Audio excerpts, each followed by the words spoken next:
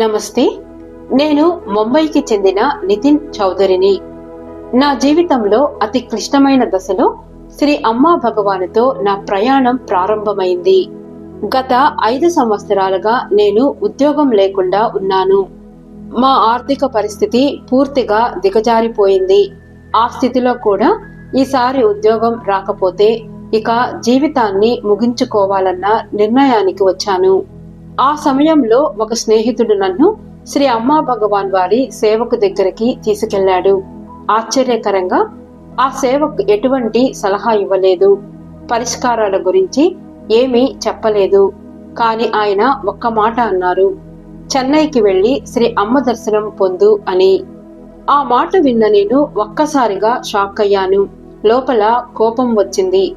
నాకిక్కడ రోజు బ్రెడ్ కొనడానికి కూడా డబ్బులు లేవు, కానీ ఇంతలో చెన్నైకి వెళ్ళు అని అంటున్నారు అని అనిపించింది. కానీ అతని నిశ్చలమైన భక్తి, ధైర్యం నన్ను చాలా లోతుగా తాకింది. చివరికి దైవం పిలుస్తోందని నమ్మి చెన్నైకి వెళ్లాలని నిర్ణయించుకున్నాను. దర్శనానికి క్యూలో నిలబడి ఉన్నప్పుడు నాకు ఏమి కోరుకోవాలో కూడా అర్థం కాలేదు.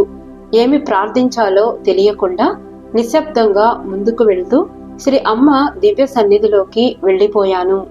దర్శనం అయ్యాక బయట ఒక చెట్టు కింద నిలబడి ఈ ప్రయాణం వృధా అయిపోయింది, ఏమీ జరగలేదు అనే బాధతో నిలబడ్డాను.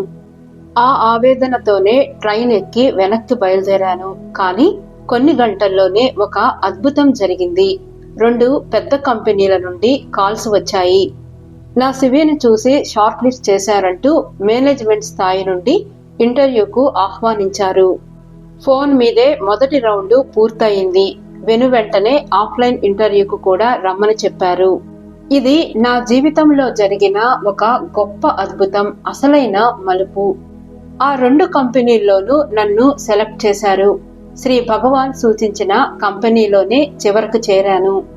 ఆ ఉద్యోగం నాకు ఆర్థిక స్థిరత్వాన్ని, నూతన ఆశలను, సురక్షితమైన జీవితాన్ని ఇచ్చింది. ఇంతకంటే ఆనందంగా చెప్పాల్సిందేమిటంటే ముంబైలోనే ఒక ఫ్లాట్ కూడా కొనగలిగాను. ఈ ప్రయాణం నాకు ఒక గొప్ప బోధనను ఇచ్చింది. శ్రీ అమ్మా భగవాన్ దర్శనంలో నిజంగా ఒక దివ్య శక్తి ఉంది. ఆ శక్తి మన జీవితాన్ని, మన విధిని పూర్తిగా మారుస్తుంది. ఈ రోజు నేను అదే నమ్మకంతో ఆనందంగా జీవిస్తున్నాను. జై బోలో జగజ్జనని శ్రీ మాతా పద్మావతి అమ్మకి జై.